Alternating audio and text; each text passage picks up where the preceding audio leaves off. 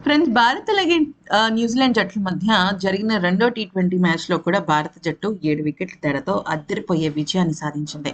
నిజం చెప్పాలి అంటే భారత జట్టు ఈ సిరీస్లో మంచి కసి మీద ఉంది.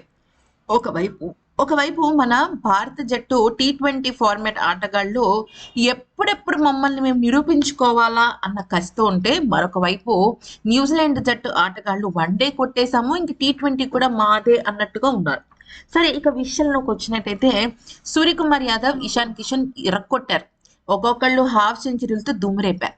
దీనిపైన పాకిస్తాన్కి సంబంధించిన సీనియర్లు షాకింగ్ కామెంట్స్ చేశారు. అయితే ఈ మధ్య కాలంలోనే సీనియారిటీ సంపాదించుకున్న బాబర్ అజం, మహమ్మద్ రిజ్వాన్ వీళ్ళిద్దరూ కూడా పాజిటివ్ గానే మాట్లాడారు. అలాగే గేమ్ లాగానే చూశారు. కానీ సీనియర్లు షోయబ్ అఖ్తర్ లాంటి వాళ్ళు మాత్రం భారత్ మీద యథావిధిగా విషయం కక్కారు. అసలు ఏం చెప్పారనేది ఒక్కసారి చూసుకున్నట్టయితే, బాబర్ అజం ఏమన్నాడంటే, ఆట బాగా రసవత్రంగా సాగింది. టీ20 వరల్డ్ కప్ కి ముందు ఇటువంటి సిరీస్ రావటం అటు భారత్ కి ఇటు న్యూజిలాండ్ కి చాలా కలిసి వచ్చే విషయం. అయితే న్యూజిలాండ్ జట్టు ఆటగాళ్ళు చివరి వరకు పోరాడతారు. అదే వాళ్ళకున్న బెనిఫిట్, అలాగే ప్లస్ పాయింట్. కానీ ఈ టీ20 మ్యాచ్ లో వాళ్ళు పూర్తిగా భారత్ కు సరెండర్ అయిపోయారు. ఇక వ్యక్తిగతంగా చూసుకున్నట్టయితే నాకు ఇషాన్ కిషన్ ఆట అంటే చాలా ఇష్టం.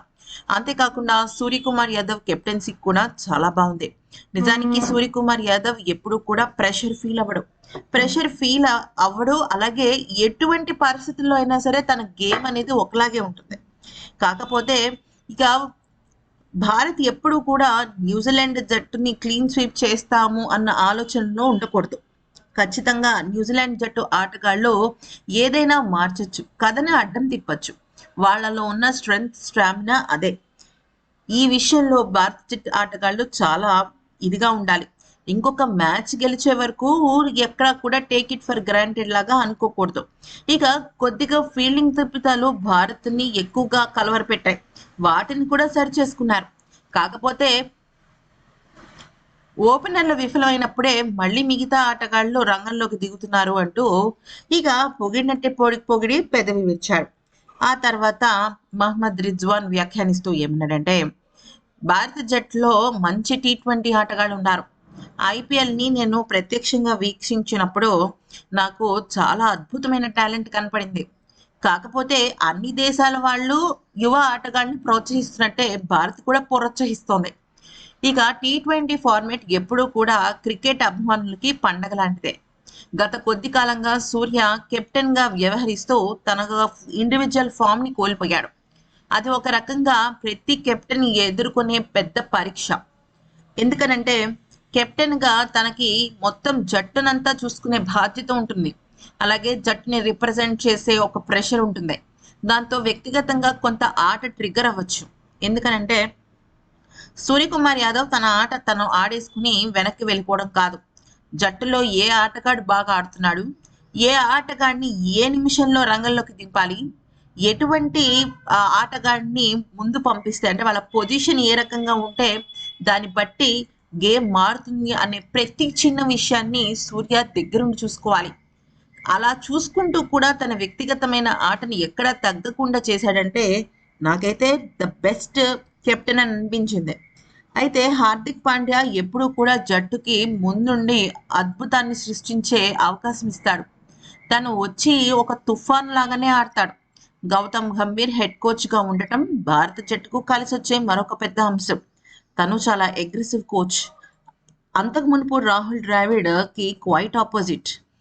రాహుల్ ద్రావిడ్ ఆగి ఆలోచించి చాలా నిదానంగా నిర్ణయాలు తీసుకుంటే, గంభీర్ చాలా స్పీడ్గా ప్రయోగాలతో కూడుకున్న ఆటను నిర్ణయిస్తాడు. అవన్నీ కూడా మేము గమనిస్తూనే ఉంటాం. అయితే భారత జట్టు ఇప్పుడు ఉన్న టాప్ జట్లలో ఒక జట్టు. కానీ టీ20 వరల్డ్ కప్కి వాళ్ళకి చాలా ప్రెషర్ ఎక్కువ ఉంటుంది అంటూ పేర్కొన్నాడు. ఇక ఆ తర్వాత షోయబ్ అఖ్తర్ వ్యాఖ్యానిస్తూ ఏమన్నాడంటే, తిలక్ వర్మ టీ20 జట్టులో లేకపోవడం భారత జట్టుకి చాలా పెద్ద ఎదురు దెబ్బ అనుకున్నాను. మొదటి టీ20 మ్యాచ్ నాకైతే అస్సలు గొప్పగా నచ్చలేదు. ఎందుకనంటే అభిషేక్ శర్మ మినహాయించి ఎవరు పెద్దగా రాణించలేదు. ఇక ముఖ్యంగా చెప్పాలి అంటే ఈ రెండో టీ20 మ్యాచ్లో కూడా 3వ ఓవర్లో అనవసరంగా న్యూజిలాండ్ బౌలర్లు ధారాళంగా పరుగులు ఇచ్చుకున్నాడు. దీంతో భారత జట్టు ఇక ఎక్కడ లేని కాన్ఫిడెన్స్ ని పుంజుకుంది. ఇషాన్ కిషన్ దేశవాళీ క్రికెట్లో బాగా ఆడినప్పటికీ తను జాతీయ జట్టు విషయంలో పెద్దగా పరుగులు రాణించలేకపోతున్నాడు. అయితే భారత జట్టులో ఇద్దరు విఫలమైన మరొక ఇద్దరు పుంజుకుంటున్నారు. అంతవరకు బాగానే ఉంటుంది. కానీ ఒక్కొక్కసారి ఆ ఇద్దరు కూడా విఫలమైతే పరిస్థితి ఏంటనేది చూసుకోవాలి. మరోవైపు న్యూజిలాండ్ జట్టు ఆటగాళ్ళని అస్సలు తక్కువ అంచనా వేయలేం. వాళ్ళు ఎప్పుడూ కూడా చాలా స్ట్రాంగ్గా ఉంటారు. అబ్జర్వ్ చేస్తూనే ఆఖరిలో దెబ్బ కొడతారు. ఈ సిరీస్ భారత్దే అని అనుకోవడానికి అస్సలు ఛాన్సే లేదు. ఒక్క గేమ్ మార్చేస్తుంది. ఎందుకనంటే T20 ఫార్మాట్ అలాంటిది. ఒక ఓవర్, ఒక బంతి, ఒక సిక్స్, ఒక నో బాల్ ఏదైనా సరే T20 ఆటను మార్చేస్తాయి. సో అలా చూసుకున్నా కూడా ఈ సిరీస్కి ఇంకా ఒక మ్యాచ్ మిగిలే ఉంది. ఆ మ్యాచ్ అనేది గెలిస్తేనే ఈ సిరీస్ భారత్ అని చెప్పుకోవచ్చు. అయినా భారత జట్టు T20 సిరీస్ న్యూజిలాండ్తో గెలిస్తే సరిపోదు కదా. ఇంకా ఎన్నో జట్లు T20 వరల్డ్ కప్లో రంగంలోకి దిగుతాయి. ఇక వన్ ఆఫ్ ది హాట్ ఫేవరెట్గా భారత జట్టు రంగంలోకి దిగొచ్చు. కానీ కప్పు కొడుతుందన్న గ్యారంటీ లేదు. ఎందుకంటే ఇప్పుడున్న ఆటగాళ్ళందరూ కూడా అగ్రెసివ్నెస్ని, టెంపోని తగ్గించుకోకుండా అలానే మెయింటైన్ చేస్తే తప్ప ఆ ఒక అద్భుతం జరగదు అంటూ చాలా అంటే చాలా విషయం కక్కాడు భారత జట్టు పైన. ఇకపోతే భారత్ అలాగే న్యూజిలాండ్ జట్ల మధ్య జరిగిన మ్యాచ్ ఏదైతే ఉందో, ఈ మ్యాచ్లో ఎప్పటి నుంచో అద్భుతమైన ఒక హాఫ్ సెంచరీని మనం సూర్య బ్యాట్ నుంచి చూడాలనుకుంటున్నాం. అది కాస్త నిజమైంది. సూర్యకుమార్ యాదవ్, ఇషాన్ కిషన్ చాలా బాగా రాణించారు. ఇక వీళ్ళిద్దరు రాణించడంతో చాలా అవలీలగా 200 చిల్లర పరుగులు కూడా ఈజీగా సునాయాసంగా 15 ఓవర్లోనే సాధించడం జరిగింది. నిజానికి న్యూజిలాండ్ జట్టు కూడా బాగా ఆడింది. కానీ T20 ఆటగాళ్లలో హార్దిక్ పాండ్యా, రింకు సింగ్, అభిషేక్ శర్మ, సూర్య, ఇషాన్ కిషన్ వీళ్ళందరూ కూడా అసలు బ్యాట్తో బీభత్సం సృష్టిస్తున్నారు. అయితే భారత జట్టు బ్యాటింగ్ కన్నా కూడా ఇప్పుడు బౌలింగ్ మీద చాలా దృష్టి పెట్టాల్సిన అవసరం ఉంది. ఎందుకనంటే బౌలర్స్కి చాలా వేగంగా గాయాలవుతున్నాయి. అక్షర్ పటేల్ ఈ మ్యాచ్కి దూరం అవడంతో కుల్దీప్ రంగంలోకి దిగాడు. కుల్దీప్ అద్భుతంగా పరుగులు రాబట్టాడు. ఏకంగా 2 కీలకమైన వికెట్లు తీసి భారత్కు బ్రేక్ త్రూ ఇచ్చాడు. ఇక దాంతో భారత్ అదరగొట్టింది. భారత్ కూడా ప్రెషర్ తీసుకోవటంలో, ఆ ప్రెషర్ని హ్యాండిల్ చేసే విషయంలో చాలా అద్భుతంగా రాణిస్తుంది. ఎందుకనంటే ఒకానొక దశలో ఓపెనర్లు ఇద్దరు, అంటే అభిషేక్ శర్మ లాస్ట్ మ్యాచ్లో అద్భుతంగా ఆడాడు. 80కి పైగా పరుగులు చేశాడు.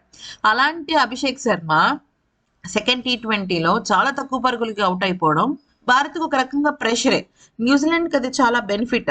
కానీ అటువంటి టఫ్ సిచ్యువేషన్స్లో కూడా భారత జట్టు బ్యాటింగ్లో ఏమాత్రం నిరాశపడకుండా రాణించింది. అదే ఇక్కడ ఆ జట్టు కెప్టెన్ అయిన శాంటన్ కూడా చెప్పాడు, అసలు 200 పరుగులు అంటే మంచి టార్గెట్ అది ఆ పిచ్ పైన. వాళ్ళు ఏకంగా 300 ఉన్నా కొట్టేసేటట్టున్నారు. 15 పరుగులకి 200 పరుగులు పైగా సాధించడం అంటే మామూలు విషయం కాదు కదా అంటూ చెప్పడం జరిగింది. ఈ వీడియో నచ్చితే లైక్, షేర్ అండ్ సబ్స్క్రైబ్.